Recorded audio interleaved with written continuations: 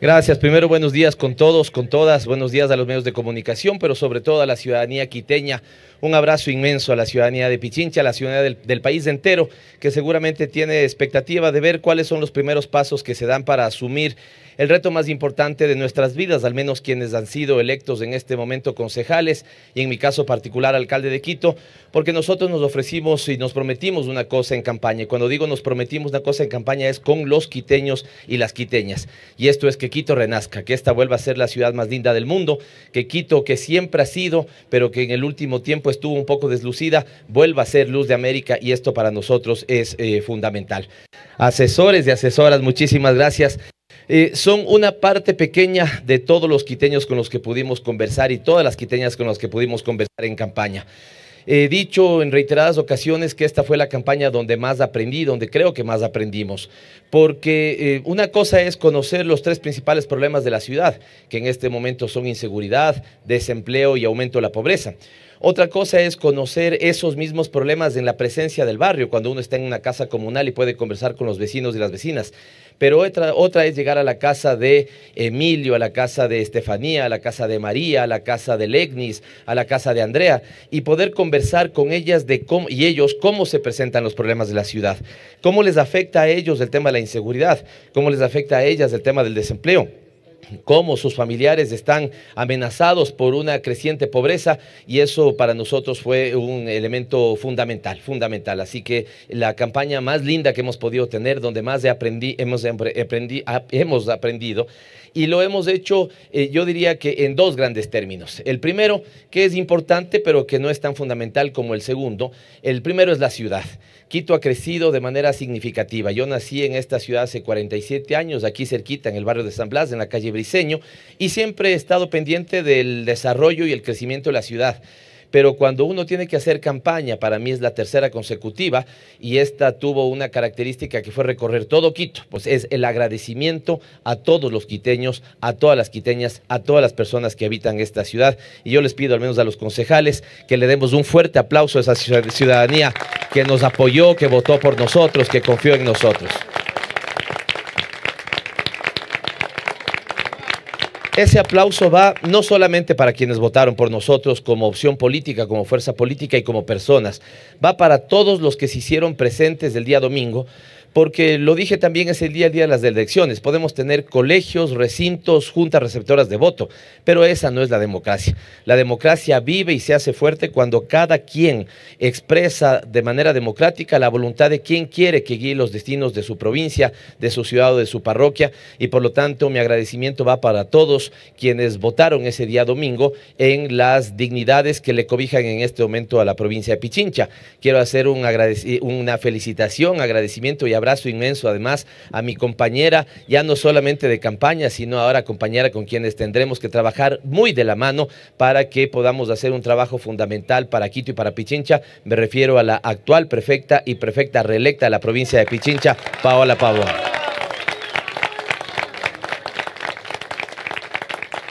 El agradecimiento ya no tiene palabras que alcancen, en cambio, para quienes votaron por nosotros. Esa confianza depositada por ustedes en las urnas, para nosotros se convierte en un peso increíble de responsabilidad, con lo que el peso supone.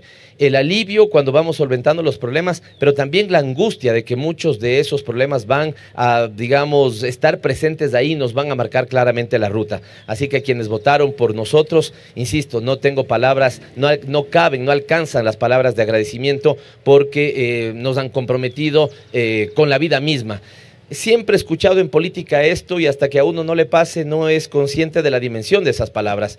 Pero cuando uno gana una presidencia, una prefectura, no se diga en este caso la alcaldía de la capital de los ecuatorianos y las ecuatorianas, uno ya no se debe a sí mismo, uno ya no se debe a la organización política que lo auspició, uno se debe a los quiteños y a las quiteñas. Y en este momento ese agradecimiento también lleva aparejado el convencimiento firme, enfático, de que en este momento me debo para toda la ciudad, a todos quienes viven en esta ciudad, a todas quienes viven en esta ciudad, y el único objetivo que tendremos nosotros en el Consejo Metropolitano y en la alcaldía es lograr mejorar la calidad de vida de todos, absolutamente de todos los sectores que componen esta ciudad, de todos los actores y todas las actoras en este caso que componen el desarrollo protagónico de esta ciudad. Así que de ahora en adelante, si bien yo soy parte de una organización política, tal vez de eso salga en las preguntas, yo no me referiré a eso de manera inmediata, pero hemos tenido una victoria electoral significativa y eso nos da mucha satisfacción, pero esa satisfacción queda en segundo lugar respecto a la necesidad que tenemos de representar en este momento a toda la ciudad, de empezar a construir legitimidad de las acciones que tomemos y que ese 20 y pico por ciento, 25% que hemos alcanzado se convierta en un 100% de satisfacción de necesidades básicas en la ciudad, y a eso me dedicaré con alma, corazón y vida, no solamente a transformar esta ciudad, sino a construir los consensos que permitan que todos nos sintamos cobijados por la próxima administración. ¿Qué es lo que está pasando? Que tenemos barrios no regularizados. Cuando digo barrios, incluso me pesa no poder decirles la cantidad exacta de barrios. Hablamos de entre 400 y 500 barrios. No está ni siquiera el dato, no tenemos ni siquiera el dato con certeza. Y cuando tenemos un barrio no legalizado, no regularizado, ese barrio, so pretexto de que no está regularizado, no recibe agua potable, no recibe alcantarillado, no recibe adoquinado, aceras y bordillos.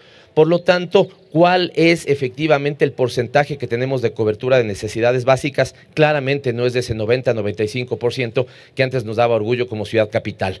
Por lo tanto, ese proyecto de regularización de barrios, sí, pasará por una ordenanza que al menos tenga dos principios. El primer principio, la regularización masiva de esos barrios que ya llevan 12, 13, 15 años esperando su regularización. Esto nos permitirá a ellos, a los habitantes, darles seguridad jurídica sobre su propia propiedad de casa, departamento o digamos, el sitio en el que viven. Y segundo, nos permitirá llegar con cobertura de servicios básicos. Pero el segundo elemento fundamental será que por al menos 30 años, 40 años, ya nos pondremos de acuerdo con los concejales, no se regularice ningún otro barrio más. Si ustedes quieren verla como una ordenanza de regularización de barrios, está bien, pero también la podemos ver como una ordenanza para combatir el tráfico de tierras en Quito. No voy a permitir que los traficantes de tierras jueguen con los sueños de la gente respecto a dónde pueden vivir. Por lo tanto, en esa ordenanza, al menos de estos dos serán los pilares: regularizar los barrios que no están regularizados y poner una transitoria o una disposición para que en 30, 40 años no se regularice ninguno más. Quito ya no puede crecer como está creciendo hacia los márgenes. Es absolutamente caro llegar con los servicios básicos allá. Tiene que crecer hacia arriba y para eso, evidentemente, pondremos ya en funcionamiento y en aplicación los instrumentos de planificación que tiene la ciudad. Muchísimas gracias, Francisco. Buenos días. Me debo a los dos. Me debo a mi organización política porque creo que fui además del único candidato que tuvo la coherencia de ser 15 años parte de la misma organización y representar a esa organización política. Y cuando digo que me debo a ella, es que me debo a los principios que esa organización política postula, que son fundamentalmente la igualdad, la equidad y la justicia social. Pero sobre todo, en este momento, más que nada me debo a la ciudad, evidentemente, y eso significa, Francisco, a todos los quiteños y a todas las quiteñas. Habrá las preguntas sobre el porcentaje de votación. Es un porcentaje de votación desde mi punto de vista entendible cuando uno tiene también 12 candidatos.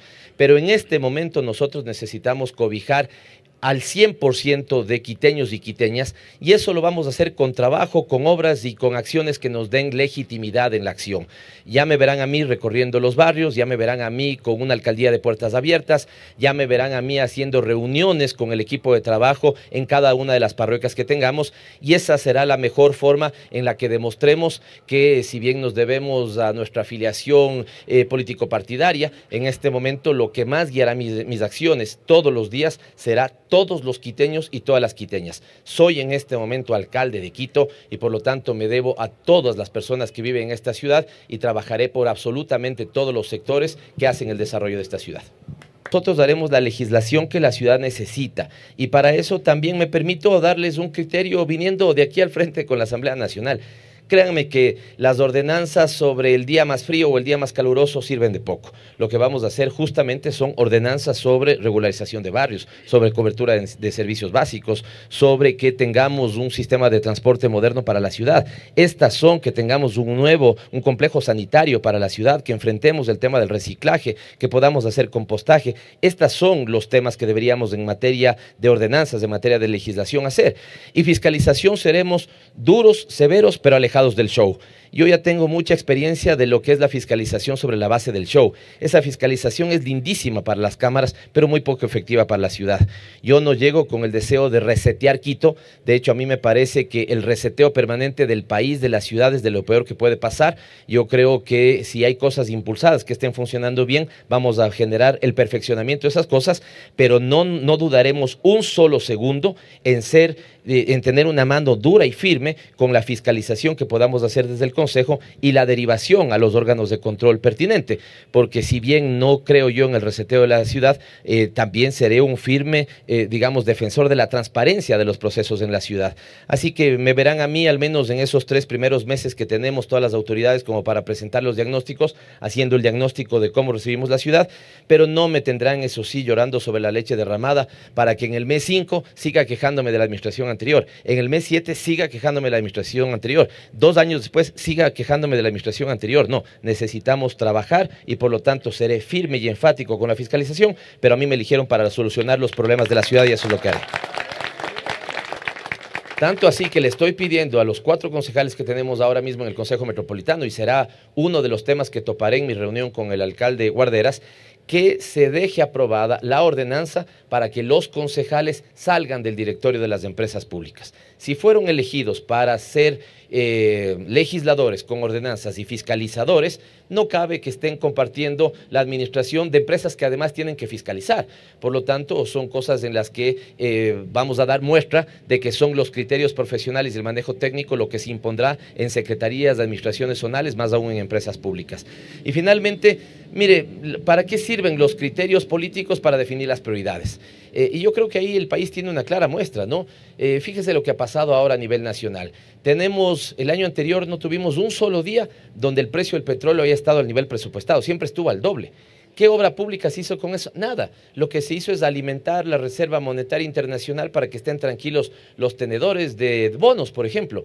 Entonces, este ejemplo le pongo para decir que lo que guiará nuestra gestión serán los criterios de prioridad. Si en este momento la ciudad tiene tanta necesidad de seguridad, necesitamos tener obra pública en los barrios y por lo tanto buena iluminación, por ponerle un ejemplo. Si lo más importante, el dólar mejor invertido en un país y en una ciudad es lo que se invierte en niños de 0 a 5 años, esto es lo que marcará los criterios de administración, más allá de los criterios políticos que usted me decía, de un determinado enfoque político hacia la derecha o hacia la izquierda. Yo creo que esto es importante para definir prioridades y yo tengo absolutamente claras las prioridades que son, como les dije, administrar la ciudad en beneficio de todos y de todas, pero empezar por donde más necesidades se están sintiendo. Yo lo que empecé a hacer es el análisis con ellos de cómo y qué pasos empezamos a dar para poder tener un sistema de transportación moderno. ¿Qué conclusiones puedo tener al día de hoy? Primero, sí noto predisposición de ellos para que podamos tener acuerdos, un elemento importante.